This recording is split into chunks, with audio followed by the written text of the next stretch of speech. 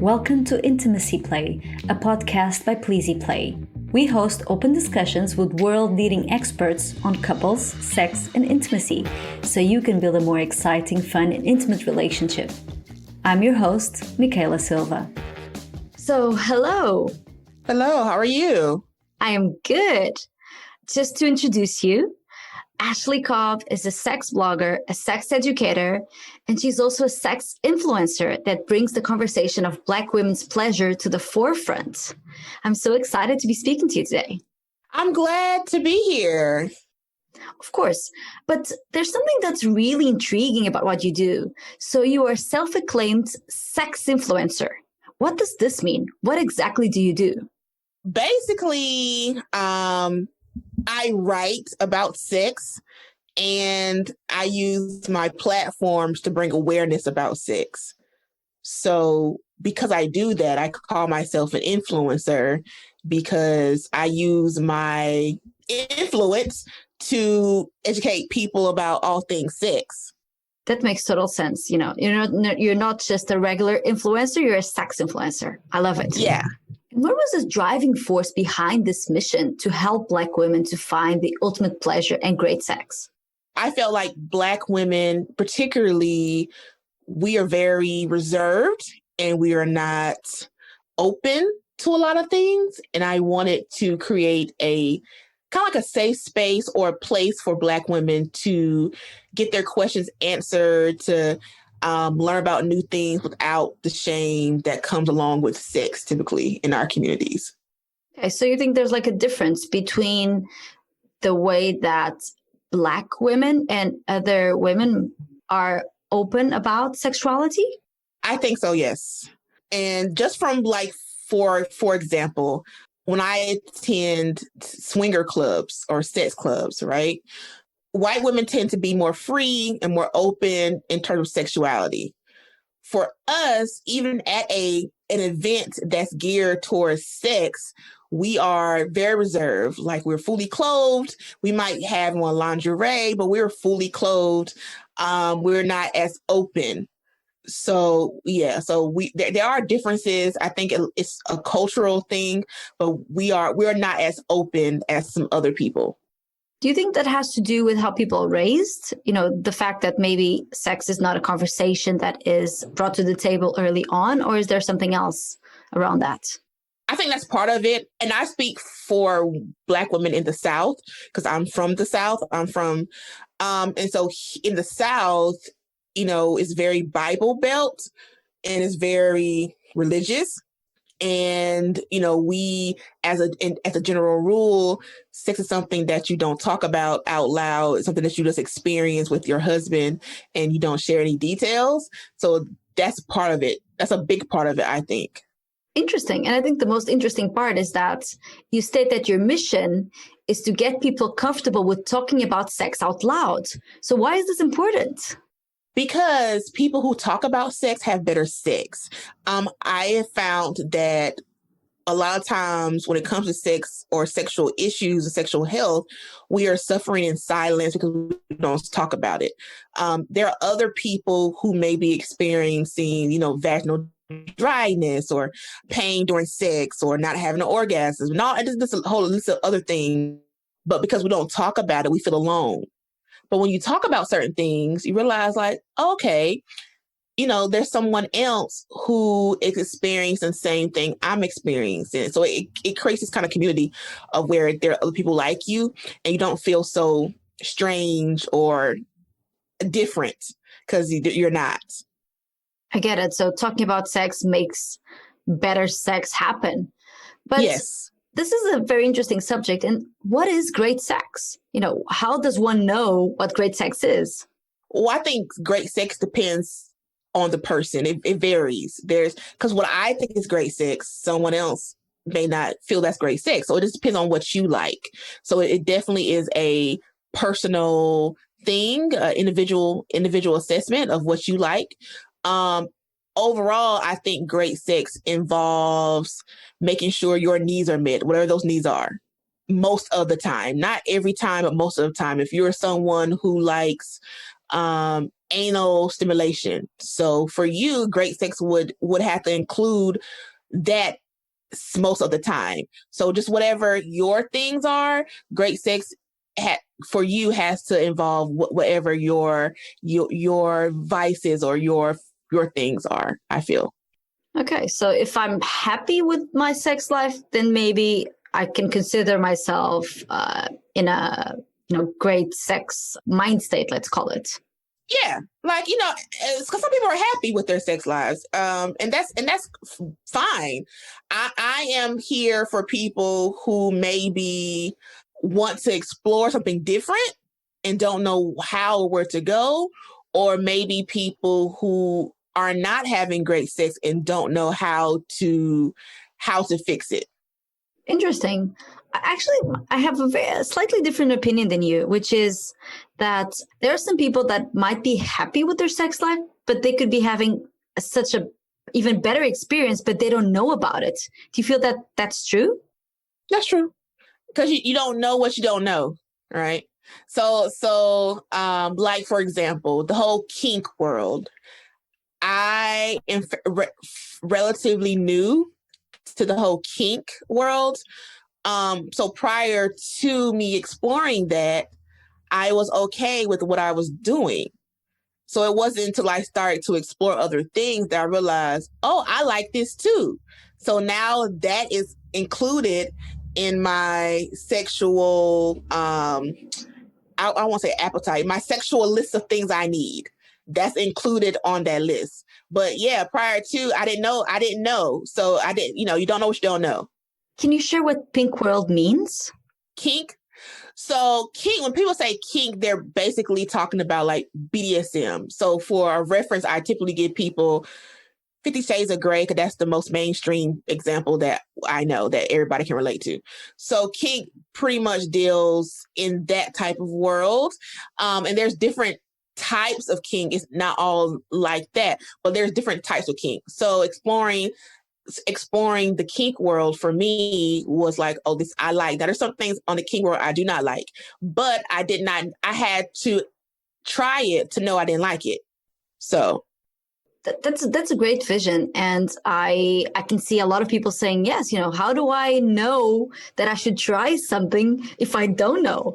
Can you maybe shed some light on your journey or somebody else's that led you or that person to get to that point where you thought, oh, I should really try this, and that helped you in your sexuality?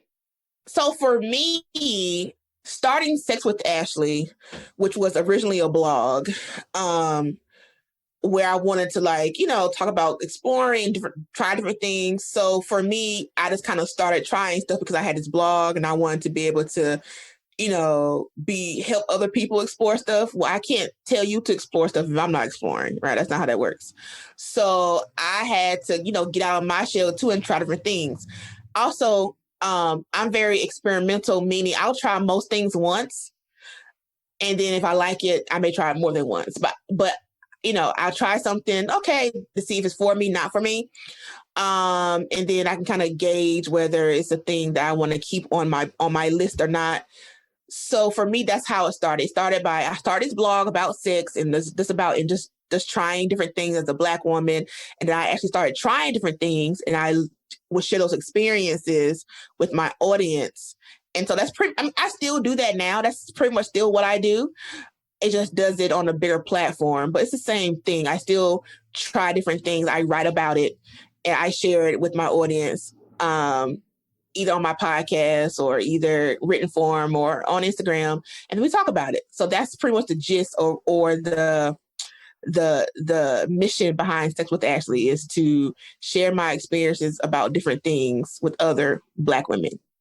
Interesting. So do you feel that those experiences have made you not only more knowledgeable, but more willing to try new things and to, be more aware of what's going on and wanting to explore that side of your sexuality? Yeah, like I told someone recently, Pandoras Box has been open, so there's no way I'm going back. So once it's open, I'm here now. So like I know too much at this point. So I'm not going back. so so now it's just kind of what it is this is now a regular thing because I know too much. I've seen too much to go back to just regular old vanilla sex at this point.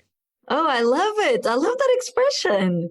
With Pleasy Play, I think we also open a lot of Pandora's Box. So I think I'm going to steal that expression, but give you credit, of course. Yeah. Really good one. So with Ask Ashley, you also give tips. Could you provide us some tips on how to make sex better and even more fun for people in a relationship? So I do have a sex advice column. It's called Dear Ashley, and people write in and they ask all the types of questions from the latest one was this one girl. She had an experience kind of like a sugar baby. I don't know if you know what a sugar baby is. Yeah. And she wanted to know, should she keep doing that experience? So I have those type of questions to people just trying to find how to have better sex. So typically I would tell people, you have to figure out what you like and what you don't like. I give people the reference. It's a yes, no, maybe like sex interest sheet on the internet. I can't think of the name of it, but if you type in yes, no, maybe sex survey or something, it'll pop up. You Google it, it'll pop up. I know it. Okay. Yeah. So I tell people that's a good place to start with you and your partner. And you just kind of go down the list, check the boxes, that are appropriate or that fit you, and then talk about the ones that you check yes, no, and maybe for, and explain, why it's a no, why it's a yes, why it's a maybe. And then you can start there. That's a good starting point. And then you kind of can just explore from that point based on your choices. Interesting. It's what's interesting. I've heard about this from a friend, which is you've never heard about something, and then all of a sudden, when you do hear about that, you keep hearing about it. So I just heard about this list last week, and now it's like the third time that I hear about it. So it's pretty cool.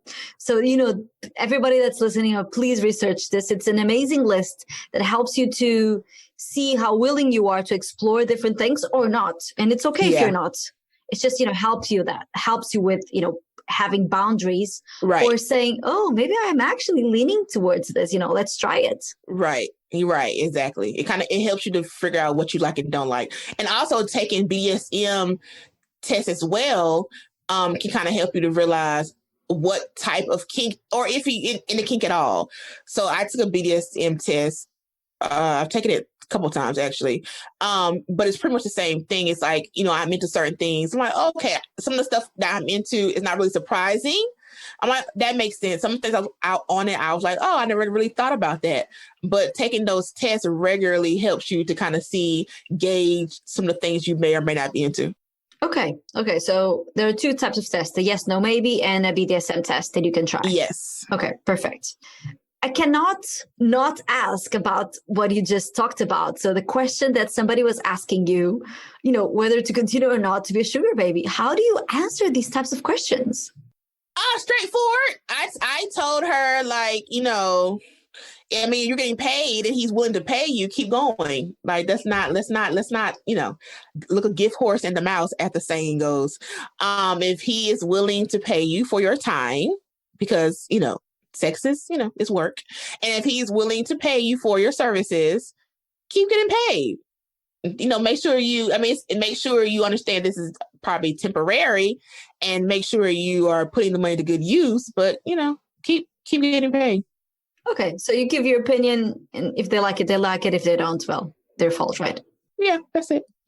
So I would like to explore a little bit. What are the main things that you believe that can influence positively and negatively a person's sex life? It's a tough one, right? Positively influence being open. I think a lot of people, and that's it can be a plus and negative. A lot of people miss out on good sex because they're either closed-minded and not willing to explore. Like they feel, I don't know what they feel, but they just feel like, oh, that's not for me. But you don't really know if it's for you if you haven't tried anything. So being open-minded and exploring things will help you to learn what you like and possibly help you have the best sex ever. I think that's the biggest one. Also communicate. People who don't talk about sex typically are not the ones who are having the best sex. The ones who are talking about it and discussing with their partners are the ones who are having, the better sex, because your partners are not mind readers. So you need to be able to communicate effectively on what you like, what you don't like, and how they can improve. So those are probably the two biggest ones, I think. And is there like a big one that I think about that influences sex negatively, or it's just the opposites of the positive ones that you said? It's the opposite of those. Everybody who has emailed me or written me about a problem always comes back to they're not communicating.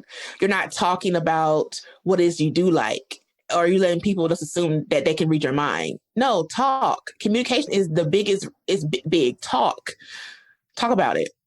Yeah, because even when you talk, sometimes you actually surprise yourself that you're saying something, because it makes you rationalize more. So you might be surprised with what you're asking to try, or what you're actually saying that, oh, maybe that's like a hard no and I don't want to. Yeah. So yeah. Communication is big when it comes to sex. Huge. And going back to the difference in how Black women talk about that, do you think it's a problem that also Black women have? So it's harder for you, for example, to talk about that. Well, maybe not now, but to talk about that. So is communication also something difficult? Oh, I think it's difficult for people in general because we're not taught to talk about sex, period. It's not a thing that we're taught to do. So it's a learned behavior, something you have to learn how to do, because you're not taught to talk about stuff. And a lot of people aren't taught to talk about their feelings, period. How you're raised. I wasn't taught to talk about if my feelings were hurt, or if I didn't like how you did something. I was kind of like, went with it or let it go. A lot of people aren't taught to talk about things. So talking about sex is something we're not taught to do. So a lot of us have struggled with that. So it's a big issue. But I also tell people, if you're not someone who's comfortable, because like, I'm comfortable because I talk about sex all the time. So I'm comfortable now because this is what I do every day. So people who date me is automatically something that they know, okay, Ashley talks about sex, so we're going to talk about sex. This just kind of comes with the territory at this point. But 10 years ago, no, that wasn't something I was comfortable with doing.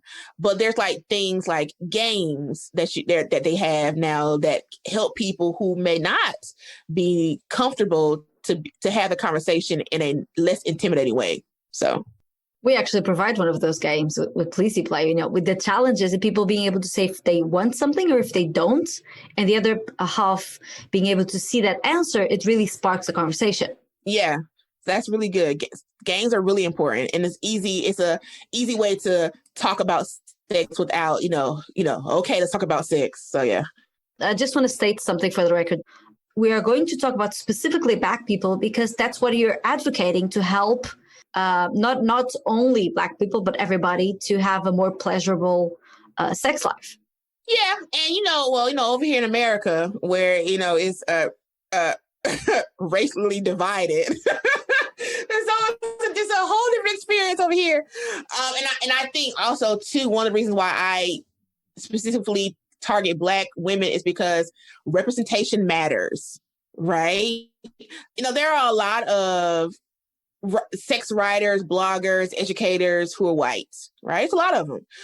But I feel like, for me, I feel more comfortable talking about someone who I feel like has shared experiences with me. And as a woman, yes, there are shared experiences that all women have.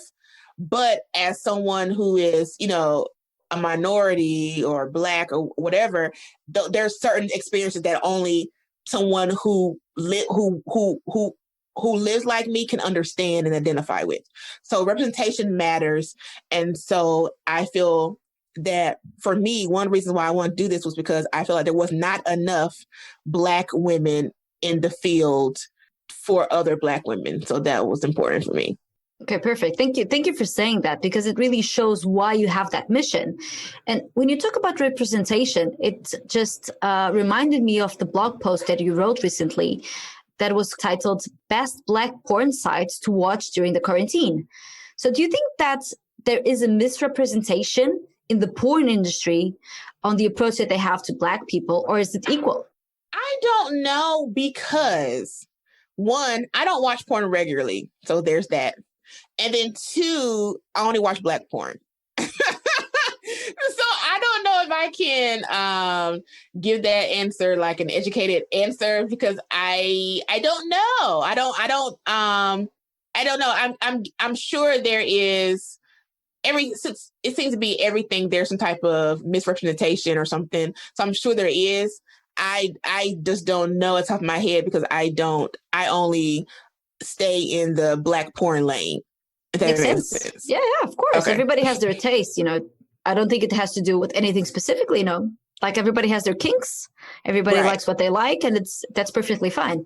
So, but the fact that you did a blog post, it really makes me think that there isn't, quite as good or like a 50-50 representation on porn sites about this. So.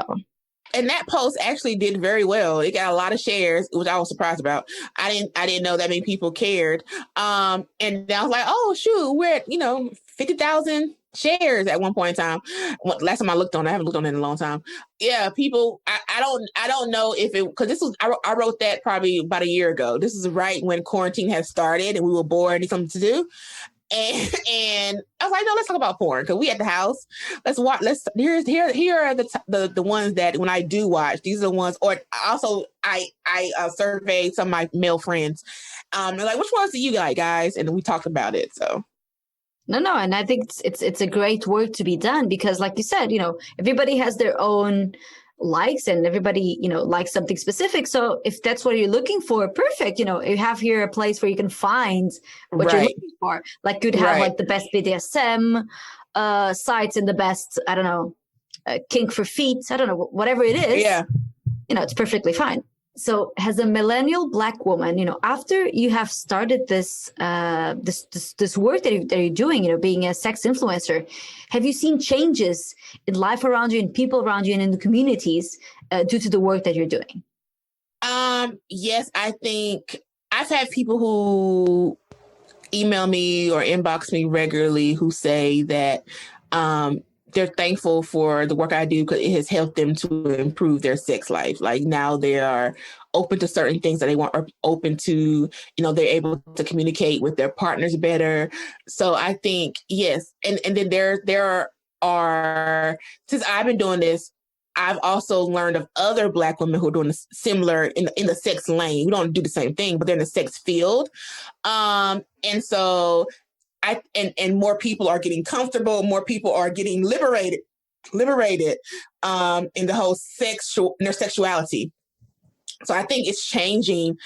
More Black women are opening up to exploring, and open up to learning things, and open up to owning their pleasure, and open up to being able to say, it matters. My pleasure matters too. It's just not a thing of I am not here just to make sure my partner gets off. I need to get off too. So, yeah.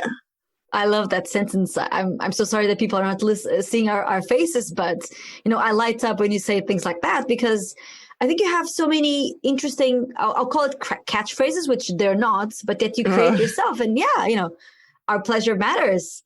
It does. So thank you for doing that job. You're welcome. So I want to wrap the usual podcast question, which we make to every guest, and every guest has a different answer, which is lovely. So how do you keep your relationship even more open, exciting, and intimate?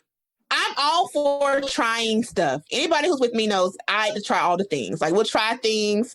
I'll do something. So I'm typically, people I tend to date, they learn a thing or two, because this is what I do for a living. So I'm going to try something. We're going to do something that you probably never done before, being with me.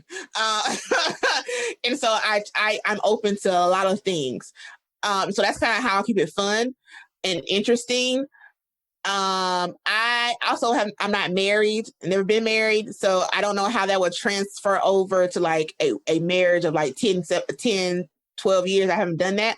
So whenever I do get married, maybe then I can answer that question from like a marriage standpoint. Just from like a dating standpoint, I just try different things. And, I tend to bring the people who I'm with, they kind of come over to my side. If I can add on that, I am married for several years, and I think it applies the same thing. Try different things. Look up different things that you want to talk about, the communication part. So yeah, I think I'll say it's still spot on for people that are married, or it can be. Yeah, I agree. Ashley, where can everybody find you and know more about pleasure and sex and great sex? So my handles on social media on all platforms is Sex with Ashley. So if you type in Sex with Ashley, I will pop up on Twitter, Instagram, Facebook, Clubhouse, all the things. The website is also Sex with Ashley. So it's all the same name everywhere you go. It's perfect. So thank you so much for being in our podcast, Ashley. For everybody that's listening to the podcast, we're actually recording this live on Clubhouse. So we're now going to open for 5 to 10 minutes to a couple of questions, if that's okay with you. That's fine. Unfortunately, everybody that's listening to the podcast won't be able to listen to these questions, but we'll add them written down so you can have a sneak peek of what was talked about. And that was Intimacy Play. We hope you enjoyed it. To find out more about Pleasy and how we can take your relationship to the next level, visit pleasyplay.com. Then also make sure to search for Intimacy Play in Apple Podcasts, Spotify, or Google Podcasts, or anywhere else podcasts are found, and click subscribe so you don't miss any future episodes. On behalf of the team here at Pleasy, thank you for listening.